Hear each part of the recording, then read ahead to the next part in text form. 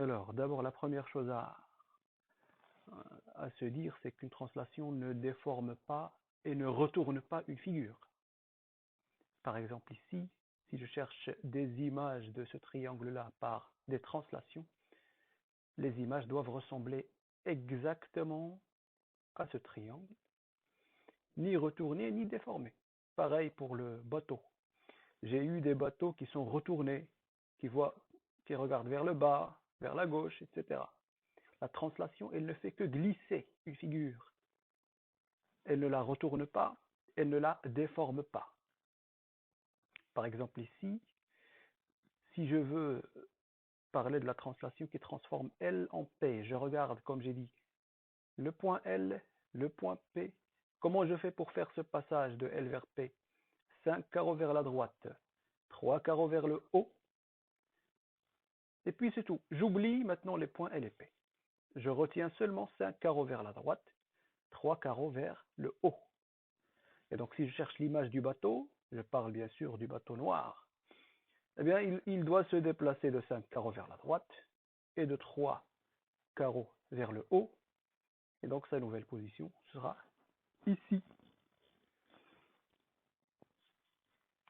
Alors dans le cas où je n'ai pas de quadrillage qui va m'aider pour trouver les positions des images, eh bien là j'aurai besoin de mon compas et de ma règle. Par exemple ici, si je veux construire l'image de ce quadrilatère par la translation qui transforme D en D', l'image de D donc sera D'.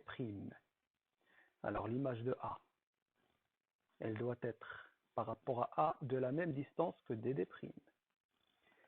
Et la droite A' doit être parallèle à la droite D'.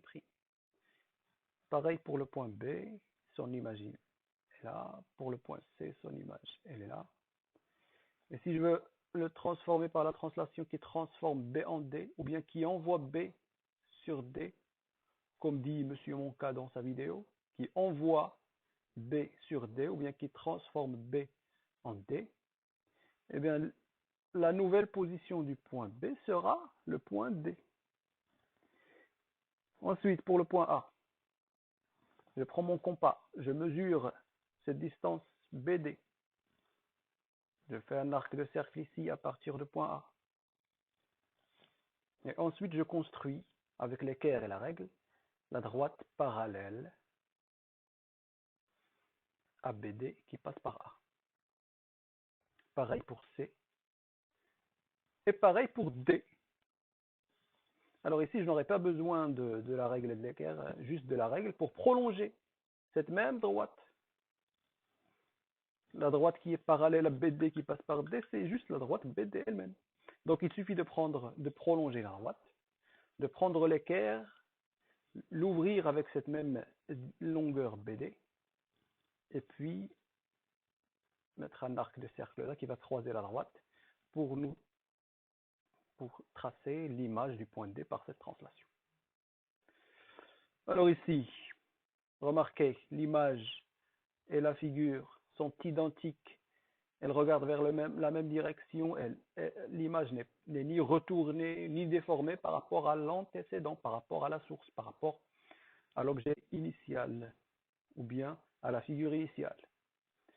Quelle est la nature du quadrilatère B, B', D', D, B, B', D', D?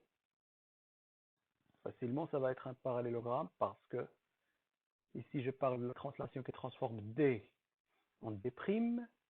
Donc, si je veux l'image de B, eh bien, je vais me diriger selon une droite qui est parallèle à D', avec la même distance que D', la même longueur.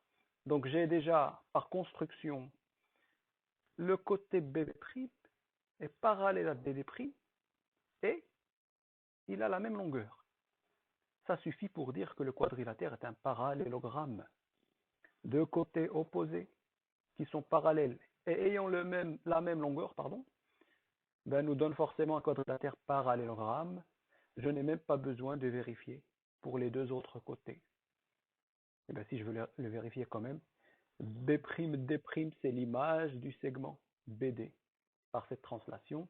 Et comme la translation conserve les longueurs, eh ben celui-là est aussi parallèle à celui-là. Lui, il est parallèle à lui, donc c'est un parallélogramme. Bon. Pareil pour CC', B', B.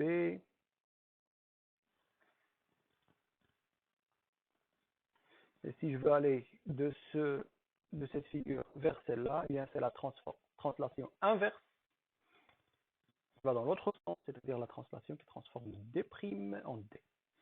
Et ici, pour ceux qui l'ont fait, vous devriez avoir le signe des Jeux olympiques.